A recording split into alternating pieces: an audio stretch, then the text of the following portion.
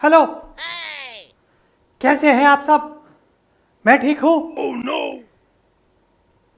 यहां पर मौजूद बच्चों को देख करके मुझे एक बात का एहसास हुआ है कि भैया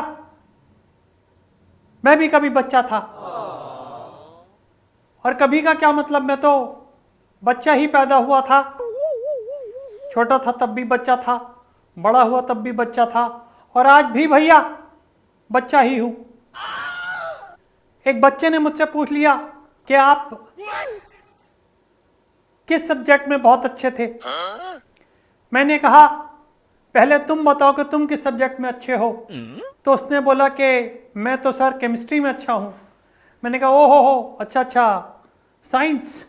कहता हाँ, हमारे यहाँ तो साइंस में ही है सर, आर्ट्स में तो है नहीं केमिस्ट्री। तो मैं भी हंस पड़ा, वो भी हंस पड़ा।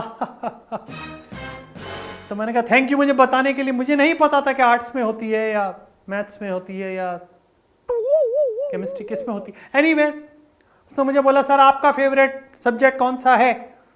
तो मैंने उससे कहा कि भैया मेरा फेवरेट सब्जेक्ट है साइंस। बोले सर अच्छा, तो सर साइंस में स्पेसिफिक क्या सर? मैंने कहा देखिए, आप जो भी अपना काम होता है कहाँ करते हैं? स्कूल में। मैं अपना जो भी काम होता है वो घर ले आके करता हूँ। तो जब मेरा साइंस का काम मुझे घर पे ले जाके करना होता है तो मैं उसे बोलता हूँ होम साइंस। और वो ही मेरा फेवरेट सब्जेक्ट भी था। साइंस को घर पे लाके पढ़ना यानी home science, that's my favourite favourite favourite subject. एक बच्चे ने पूछा क्या आप पढ़ने में कितने तेज थे?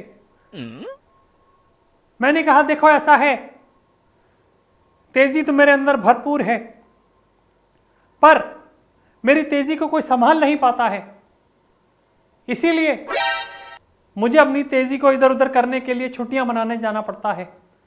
तो आप बच्चे भी, माना कि आपके ऊपर बोझ है पढ़ाई का, बस्ते का, जिम्मेदारी का, कि भाई आपको अगली क्लास में जाना है तो अच्छे मार्क्स लाने हैं, लेकिन अपनी तेजी मत छोड़िएगा। अपनी जब वेकेशंस आए तो उसके अंदर नानी के घर जरूर जाइए, दोस्तों के साथ जरूर खेलिए। और मैं तो आपको बताऊं कि क्रिकेट भी इंडोर ही खेलता था जी, क्योंकि पिंकी दीदी से भागा नहीं जाता था, मेरी सिस्टर से। उसको मैं बोलता था आप अंदर ही बॉलिंग कीजिए, मैं वही बैटिंग करूंगा। वो बॉल करती थी और मैं बैट करता था। जिंदगी में पढ़ाई लिखाई के साथ साथ खेल कूद होना बहुत जरूरी है। मेरे साथ तो ये रहा कि मैंने खेल कूद पे ही ज्यादा ध्यान दिया। और जब मम्मी ने मुझसे कभी पूछा था कि तुम क्या बनना चाहते हो, तो मैंने कहा मम्मी मैं खेल कूद मंत्री बनना चाहता हूं। तो मम्मी ने कहा खेल कूद मंत्री ही क्यों? मैंने कहा देखिए क्या है मम्मी, या तो खेल लूंगा, और अगर खेल में अच्छा नहीं निकल पाया तो कूद करके किसी और पार्टी में या अपने पॉलिटिक्स के अंदर किसी और महकमे में, यानी क्या बोलते हैं जिसको, जैसे मंत्रालय अलग अलग है, उनमें कूद करके पहुंच जाऊंगा। मम्मी इतनी खुश हुई कि नहीं, अब तू ही है मेरी आंखों का तारा, सलमा सितारा, और अब तू ही बनेगा भारत का पीएम। और आज देखिए आपके सामने पप्पू महान पीएम खड़ा है। बच्चे बहुत खुश नजर आ रहे हैं, इसलिए नहीं कि वो मेरी बातों को बहुत ध्यान से सुन रहे हैं, बल्कि इसलिए भैया कि आते ही मैंने कहा था तुम में से जो सबसे बड़े वाला हो वो स्टेज पे आ जाए। कोई आया नहीं, सब वहां खड़े खड़े हंस रहे हैं। तो अब मुझे समझ में आ रहा है कि क्यों हंस रहे हैं, क्योंकि जब मैंने सवाल पूछा था तो उसके बाद कोई नहीं आया और मैं ही खड़ा हो गया। तो वो समझ पा रहे हैं कि सबसे बड़े वाला कौन है।